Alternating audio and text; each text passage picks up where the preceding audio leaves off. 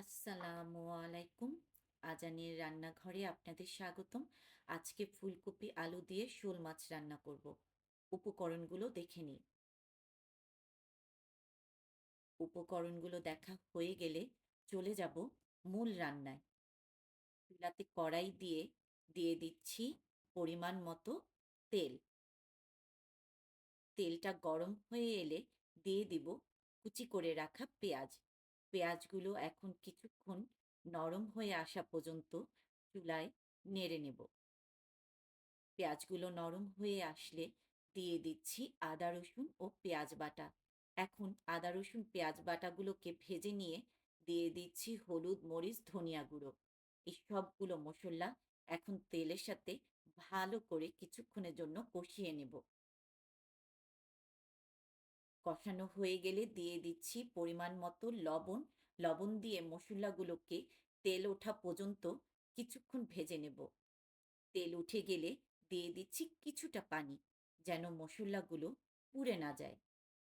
এখন দিয়ে দেব টুকরো করা টমেটো। টমেটোগুলো দিয়ে ভালো করে কিছুক্ষণ টমেটোগুলোকে মশলার সাথে কষিয়ে নেব নরম হওয়া পর্যন্ত।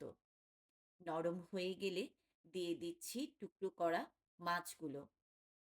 মাছগুলো দিয়ে ভালো করে মশলার সাথে মাছগুলোকে কিছুক্ষণ ঢাকনা দিয়ে ঢেকে কষতে দেব। মাছগুলো কষানো হয়ে গেলে ঢাকনা তুলে মাছগুলোকে একটি বাটিতে তুলে নেব।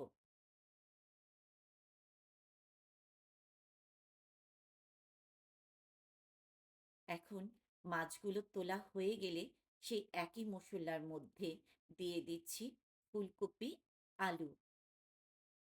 ফুলকপি আর আলুগুলো এখন মশলার সাথে কিছুক্ষণ ঢাকনা দিয়ে ভালো করে কষিয়ে নেব নরম হওয়া পর্যন্ত।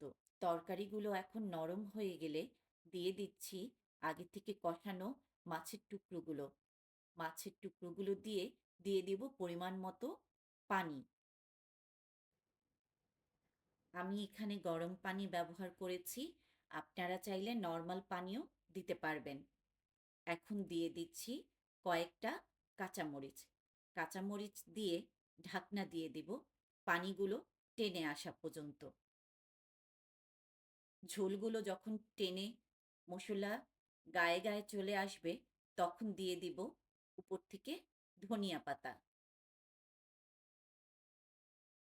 ধনিয়া পাতা দিয়ে ঢাকনা দিয়ে ২-১ মিনিটের জন্য রেখে নামিয়ে নিলেই হয়ে যাবে আমাদের শোল মাছ দিয়ে ফুলকপি আলু।